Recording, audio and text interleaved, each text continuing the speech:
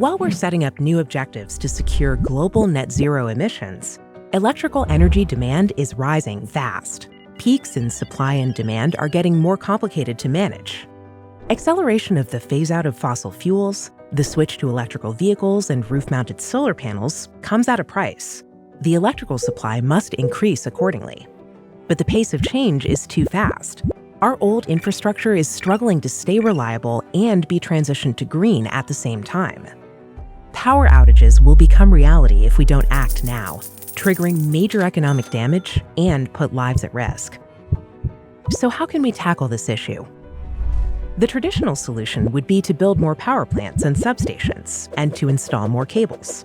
However, expansion capacities are limited because we need time and space we no longer have. Another vision to accelerate the energy transition without changing the existing electrical infrastructure uses what we know as microgrids. Decentralized groups of electrical sources and loads that can either complement the main grid supply or disconnect and function autonomously depending on the weather or energy costs. In common alternating current microgrids, a central brain, known as a microgrid controller, uses multiple sensors to take such decisions by communicating in real time. Then there is our own vision. In our CurrentOS microgrid, thanks to embedded microbrains, it's the equipment itself that takes action depending on the actual power available in the DC microgrid, as reflected by the voltage level. No need for an additional system control layer. The conversion between AC and DC is easily performed by a bidirectional active front end at the microgrid door. For example, during a sunny but cold winter's day with active solar panels and full batteries, the HVAC will know it's the perfect time to make the meeting room warmer, and the electric car will recognize a good opportunity to recharge. If the microgrid is producing more than needed, the extra power will be pushed onto the main grid. On the contrary, when it's getting cloudy and the batteries are almost empty, the AFE will draw the power it needs from the main grid. However, if this main grid is down, we'll have to eventually switch the equipment to emergency mode and use the minimum required energy for the essential building activities.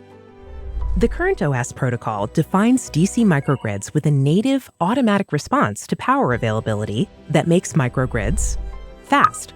CurrentOS microgrids can be installed quickly by electricians and integrators and do not require a microgrid management system. Simple. Extensions are simple to implement. Just add on new equipment. Direct current electrical distribution is also logical when linking DC sources and loads, like PV, batteries, EV, lighting, and IT devices. Safe. This DC system does not require central real-time control systems with a controller and sensors.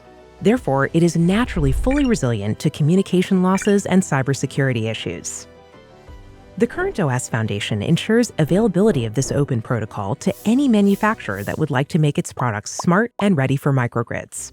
This protocol is the proper basis for a global rollout of decentralized DC grids and will play a major role in the energy transition.